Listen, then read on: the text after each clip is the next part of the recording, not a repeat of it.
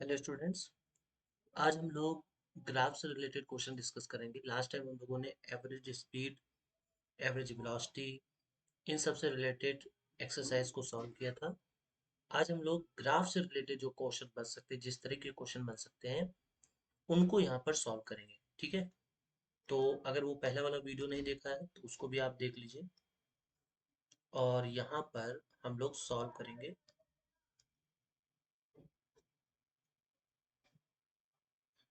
Okay, देखिए पहला question है कि what does the slope of VT graph indicates. तो बताया गया था कि जो वीटी ग्राफ होता है, इसका स्लोप क्या बताता है? एक्सेलरेशन बताता है। क्या बताता है? एक्सेलरेशन। तो हमारा यहाँ पे आंसर आ जाएगा एक्सेलरेशन ए। क्लियर है? उसके बाद देखिए नेक्स्ट क्वेश्चन यहाँ पे कहा गया है, क्या कहा गया है?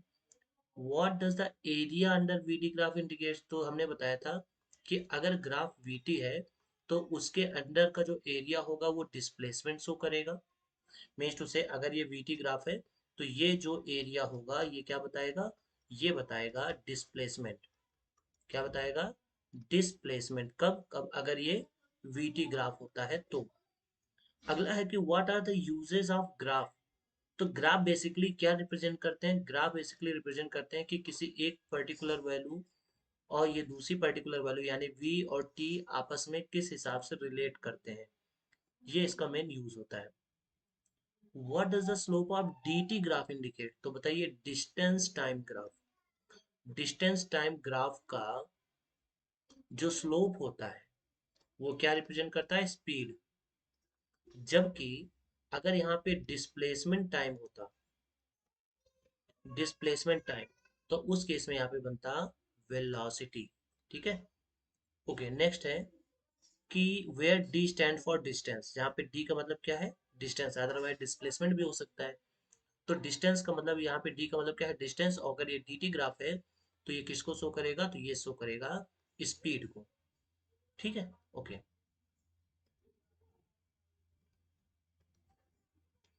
अब यहाँ पे अगला क्वेश्चन है कि velocity time graph of a body is parallel to time axis, what does the acceleration of the body।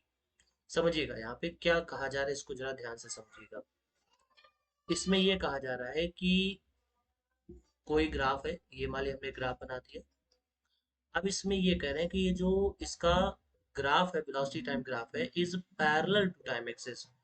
अब हम यहाँ पे सपोज कर ले यहाँ पे, तो समझिएगा यहाँ पर किस हिसाब से यहाँ पे कहा जा रहा है। ठीक है,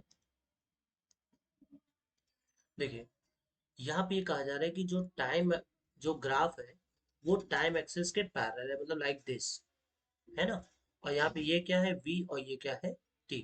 तो बताइए अगर यहाँ पे वेलोसिटी इस यहाँ पे ग्राफ इस हिसाब से है, इसका मतलब ये हुआ कि वेलोसिटी में कोई भी चेंज नहीं हो रहा है। वेलोसिटी में कोई भी चेंज ना होने का मतलब इसका जो एक्सेलरेशन है वो जीरो होगा, क्योंकि एक्सेलरेशन का मतलब ही होता है change in velocity upon time. यानी त्वरण का मतलब होता है वेग में परिवर्तन बटे समय। तो जब वेग में कोई परिवर्तन ही नहीं हो रहा है, वेलोसिटी में कोई चेंज नहीं हो रहा है, तो उस केस में एक्सेलरेशन क्या होगा? जीरो होगा। अगला क्वेश्चन है कि find the speed of a body whose motion is depicted by the graph given below. मतलब ये इसका ग्राफ गिवन है और हमें बताना है इसका स्लो स्पीड बतानी है। तो बताइए स्पीड का मतलब क्या होता है? स्पीड का मतलब होता है स्लोप ऑफ द ग्राफ। और स्लोप का मतलब क्या होता है? Perpendicular upon base. तो परपेंडिकुलर है 10, क्योंकि ये वह यहाँ से यहाँ तक ग्राफ 10 है, और बेस कितना है 4, तो इसका मतलब 2.5 मीटर पर सेकेंड, ये इसका आंसर हो जाएगा।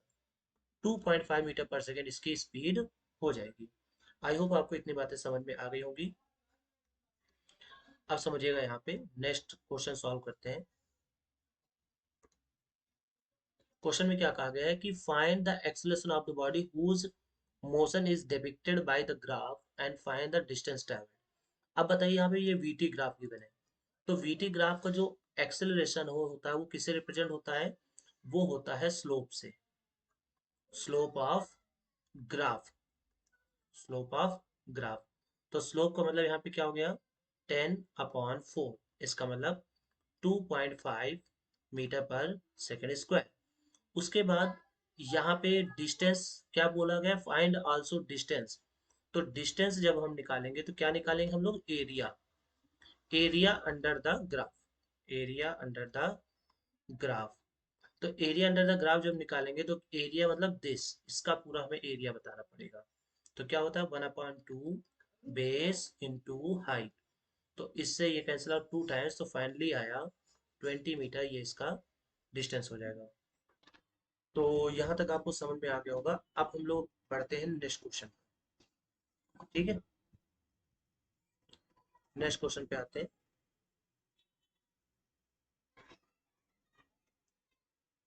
देखिए यहाँ पे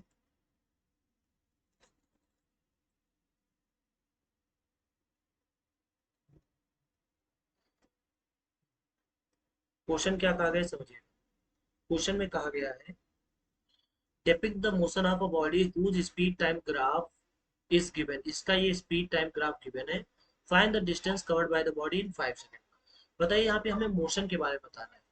ठीक है, तो मोशन के बारे में बताने का मतलब ये हुआ, देखिए यहाँ पे इसकी वेलोसिटी ना तो घट रही है, ना तो मतलब ना बढ़ रही है और ना ही घट रही है, क्योंकि ग्राफ ना तो ऊपर जा रहा है ना तो नीचे जा रहा है। ये है यहाँ पे सिमिलरिटी मान सकते हैं आप, ये वीटी ग्राफ। तो इसका मतलब ये हुआ कि ये ऑब्जेक्ट जो है वो यूनिफॉर्म मोशन में है। कैसे है, यूनिफॉर्म मोशन में है। क्यों मोशन यूनिफॉर्म मोशन में है, क्योंकि इसकी वेलोसिटी जो है, वेलोसिटी क्या है, कांस्टेंट है। वेलोसिटी अगर कांस्टेंट है तो इसका मतलब हुआ it will travel same distance in same interval of time. Clear है, तो जो टाइप ऑफ मोशन की बात कर रहे थे उसको हम लिखेंगे यूनिफॉर्म मोशन। उसके बाद रही बात यहाँ पे डिस्टेंस निकालने की, तो बताइए यहाँ पे दिया हुआ है 6 और यहाँ पे दिया हुआ है 5। तो इसका एरिया क्या बनेगा, तो एरिया बनेगा रेक्टेंगल, चूंकि ये बन रहा है तो 6 × 5 यानी 30 मीटर इसका आंसर हो जाएगा। आगे देखो लिखा हुआ है कि represent the following data graphically of the interpreter the motion of the body. अब इस समय ग्राफ को हमें इस चीज को ग्राफिकली शो करना है। ठीक है, तो समझिए ये किस चीज के इसमें है, टाइम डिस्टेंस के और टाइम, इन दोनों के बीच हमें ग्राफ ड्रॉ करना है।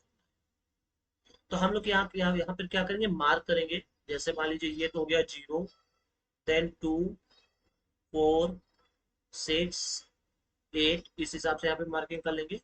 और यहाँ पे 5 के हिसाब से मार्किंग करेंगे, 5, 10, 15 एंड 20। तो सबसे पहले 0, 0 वो तो यही पॉइंट पड़ेगा।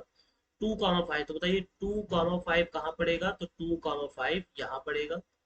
उसके बाद 4, 10, तो 4, ठीक है, ये है 4 और ये है 10 तो यहाँ पड़ेगा।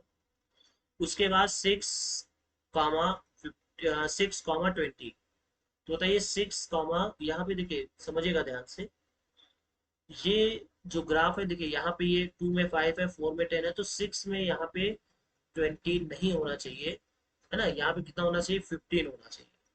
कितना होना चाहिए, 15 होना चाहिए, तब ये ग्राफ बनता। अदरवाइज यहाँ पे ये ग्राफ थोड़ा सा अजीब बनेगा। ठीक है, तो अभी हम यहाँ पे 15 मान के कर रहे हैं, तो 6 में 15, इसका मतलब ये ग्राफ बनेगा। और जब हम इसमें लाइन ड्रॉ करेंगे तो ये लाइन कुछ ऐसी यहाँ पे बनेगी। तो इस चीज को यहाँ पे आप करेक्ट कर लीजिए, यहाँ पे जो 20 है इसको आप 15 मानिए, तभी आसानी से ग्राफ बनेगा, अदरवाइज ये ग्राफ इसको वेरी नहीं करेगा। क्लियर है, interpret the given graph, also find acceleration and distance cover. ठीक है, समझिएगा, इस ग्राफ के इंटरप्रेट करना है और फाइंड करना है एक्सेलरेशन एंड डिस्टेंस का। तो बताइए वीटी ग्राफ है, तो वीटी ग्राफ में डिस्टेंस कौन बताता है, एरिया। तो एरिया क्या होगा, 1/2 बेस इंटू हाइट।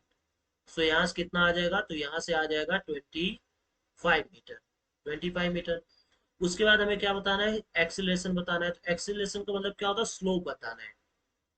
या फिर आप ऐसे भी सोच सकते हो, एक्सेलरेशन का एक निकालने का दूसरा तरीका भी है, समझिए। ऐसे तो यहाँ पे देखा जाए स्लोप का मतलब परपेंडिकुलर अपॉन बेस आ जाएगा आंसर। लेकिन यहाँ पे आप देखिए पहले 10 था, बाद में 5 हो गया, सॉरी 0 हो गया। पहले 10 था और बाद में इसकी स्पीड क्या हो गई, 0 हो गई। तो कितने का चेंज आया, -10 का चेंज आया। ठीक है, 10 से 0 हुआ ना, तो क्या आएगा, -10। अगर 0 से 10 होता तो आता +10। तो ये हो गया -10 चेंज इन वेलोसिटी और अपान में टाइम जो कि है 5। तो फाइनली कितना आ जाएगा, -2 मीटर पर सेकेंड स्क्वायर। ये इसका एक्सेलरेशन हो जाएगा, निगेटिव एक्सेलरेशन, जिसको हम रिटार्डेशन भी बोलेंगे। तो आज ग्राफ से रिलेटेड कुछ इंपॉर्टेंट क्वेश्चंस हो गए हैं। नेक्स्ट वीडियो में इसके आगे हम लोग पढ़ना स्टार्ट करेंगे और कुछ बहुत ही इंपॉर्टेंट क्वेश्चंस को डिस्कस करेंगे।